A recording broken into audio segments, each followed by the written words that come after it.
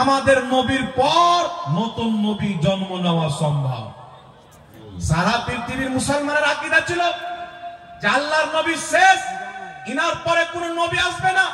আমার আল্লাহ কোরআন পাকে ঘোষণা করেছেন খাতামান নবিয়্যিন, আমার নবী শেষ নবী। আল্লাহ কোরআনে বলছেন মা কানা মুহাম্মাদুন আবা আহাদিম মির রিজালিকুম, মুহাম্মদ তোমাদের মধ্যে কোন মানুষের বাবা নয়, ওয়ালাকিন রাসূলুল্লাহ, উনি একজন আল্লাহর রাসূল।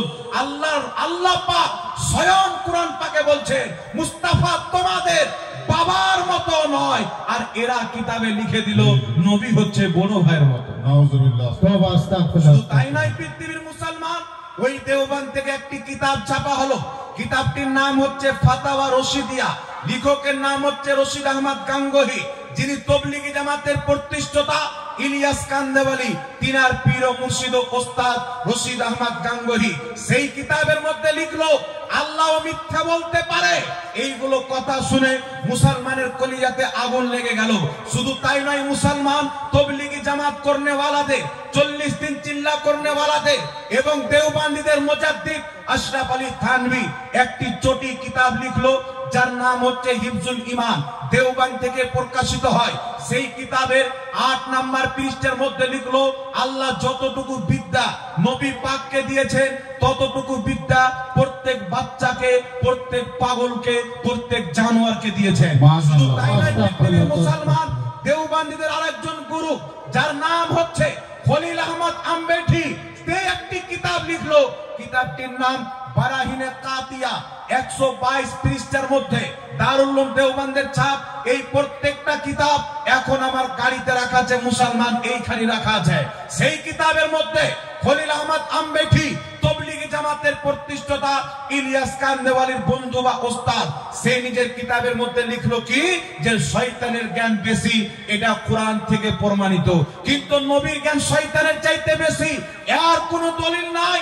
কেউ যদি শয়তানের জ্ঞানকে বেশি মানে ওই ব্যক্তি হলো ইমানদার, আর নবীর জ্ঞানকে যদি বেশি মানে ওই ব্যক্তি হচ্ছে মুশরিক মুসলমান।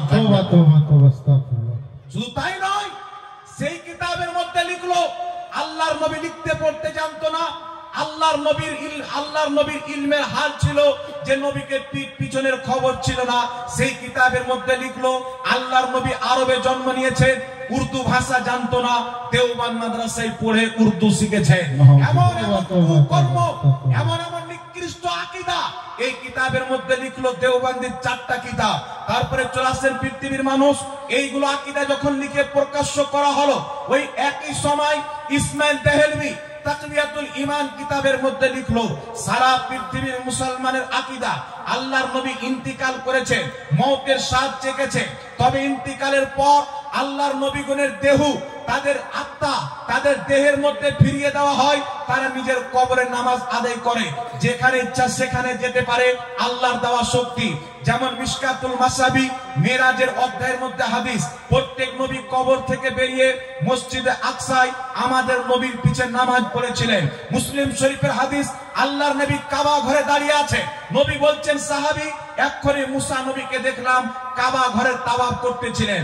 ইমাম নববী রাহমাতুল্লাহ আলাইহি শারহে মুসলিমের মধ্যে লিখছে নবীগণ ইন্তিকালের পর হজের মহিনাতে কবর থেকে বেরিয়ে এসে কাবা ঘরের তাওয়াফ করে, তারাও হজ করে। আমার আপনার নবী মুসনাদ আবু ইয়ালার মধ্যে সৈয়দ বলছেন আল আম্বিয়াউ আহিয়াউন ফি কুবুরিহিম ইউসাল্লুন, আল্লাহর প্রত্যেক নবী নিজের কবরে জিন্দা, তারা নামাজ আদায় করে। মুসলিম শরীফের মধ্যে সহিহ হাদিস, রাসূল পাক বলছেন মারারতু আলা মুসা ওয়া হুয়া ইউসাল্লি ফি কবরিহি, আল্লাহর নবী বলছেন আমি যখন মেরাজের রাত মসজিদে আকসার দিকে রওনা হলাম, মুসা নবীর কবরের পাশে দিয়ে গেলাম, কায়েমান ইউসাল্লি, মুসা নবীকে দেখলাম নিজের কবরে দাঁড়িয়ে দাঁড়িয়ে নামাজ পড়তেছিলেন। এই সমস্ত হাদিস থেকে বোঝা যায় আল্লাহর নবী যে আকীদা দিয়েছেন প্রত্যেক নবী কবরে সহ শরীরে জিন্দা আছেন, তারা নিজের কবরে নামাজ আদায় করেন। কিন্তু পৃথিবীর মুসলমান এই আকীদার বিপক্ষে ইসমাইল দেহলভী ইংরেজদের দালালি করে আহলে হাদিসদের গুরু দেওবন্দীদের ধর্মগুরু তাকওয়াতুল ঈমানের মধ্যে লিখলো নবী মরে মাটির সাথে মিশে গেছে।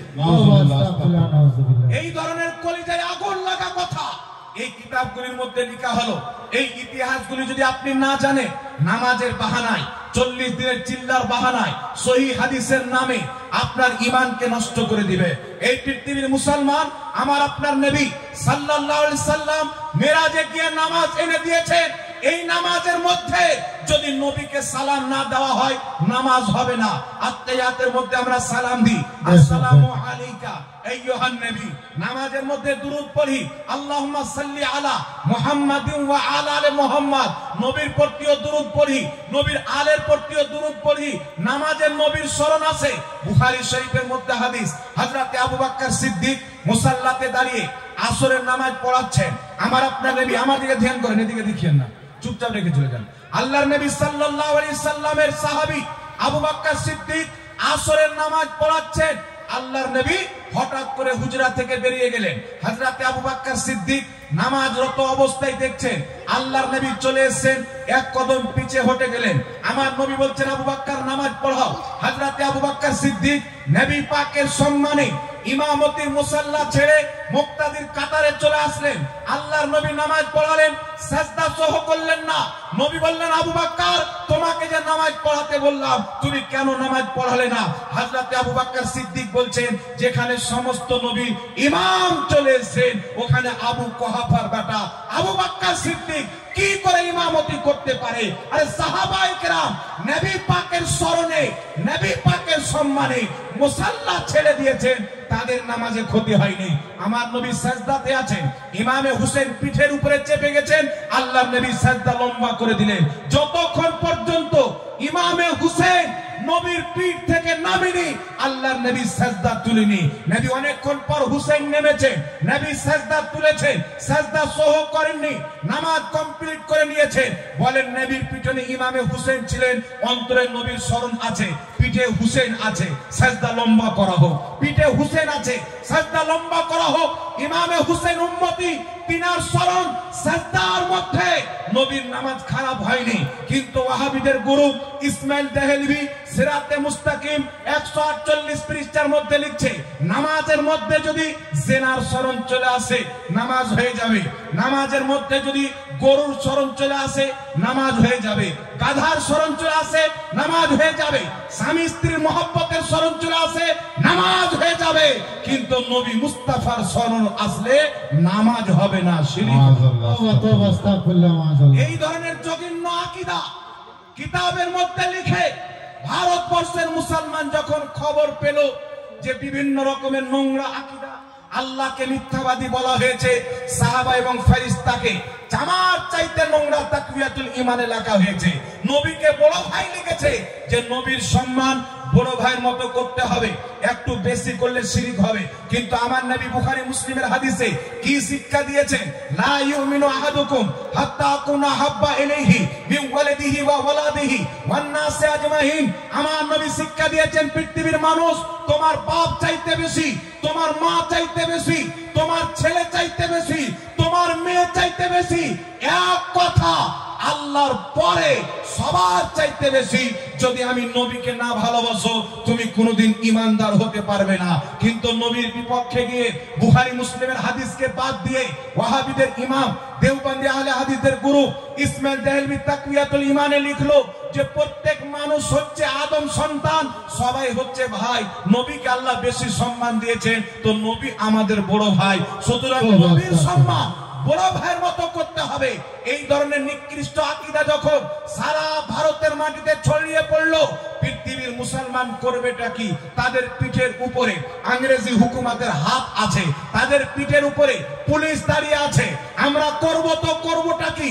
সারা ভারতের মুসলমান পেরেশান হয়ে চোখের পানি ফেলে, কেউ খাজা মঈনুদ্দিন চিশতির মাজারে খাজা সাহেবের ওসিলাতে দোয়া করে, কেউ বাংলার মাটিতে আলাউল হক পান্ডবীর ওসিলায় দোয়া করে, কেউ আজমিরের মাটিতে গরিব নামাজের চৌখাটে দোয়া করে, কেউ হজ করতে গিয়ে কাবার চাদরকে ধরে কান্না করার বলে, খোদা এমন একজন মুজাহিদকে পাঠিয়ে দাও, এই সমস্ত কুলাঙ্গারদের নাপাক আকীদার খণ্ডন করে ইসলামের আসল রূপটাকে পেশ করে দিবে, মানুষের ঈমানকে হেফাজত করবে, জনগণের ঈমানকে আকীদাকে বাঁচাবে। নবী পাকের রওজাতে গিয়ে চোখের পানি ফেলে ফেলে ভারতের মুসলমান কান্না করতেছিল, পৃথিবীর মুসলমান। কিন্তু আল্লাহ তাবারাক ওয়া তাআলা এই মানব জাতির দোয়াকে কবুল করে আল্লাহর কসম বারেলির মাটিতে একজন মুজাদ্দিদকে পাঠালেন, যাকে পৃথিবী আলা হযরত বলে জানে। এই আহমদ রাজা এই সমস্ত নাপাক আকীদার খণ্ডন করতে গিয়ে 1000 চাইতে বেশি কিতাব লিখে নবীর ইজ্জতের হিফাজত করেছেন, মুসলমানের ঈমানের হিফাজত। নারায়ে তাকবীর, নারায়ে তাকবীর, নারায়ে রিসালাত, মাসলাকে আলা হযরত, মাসলাকে আলা হযরত, মাদ্রাসা জামিয়া নূরিয়া আলা হযরত মিশন, মাদ্রাসা আলা হযরত মিশন। বাংলার মাটিতে মাসলাকে আলা হযরত নয়, পাকিস্তানের মাটিতে মাসলাকে আলা হযরতের নারা লাগে। বাংলাদেশের মাটিতে আসলাকে আলা হযরতের নারা, ইংল্যান্ডের মাটিতে আলা হযরতের নামের মসজিদ রয়েছে, আমেরিকার মাটিতে আলা হযরতের নামের মসজিদ রয়েছে। আমাদের আহলে সুন্নাত ওয়াল জামাতের একটি সংগঠন যার নাম হচ্ছে দাওয়াতে ইসলামী। এই দাওয়াতে ইসলামী 200 চাইতে বেশি কান্ট্রিতে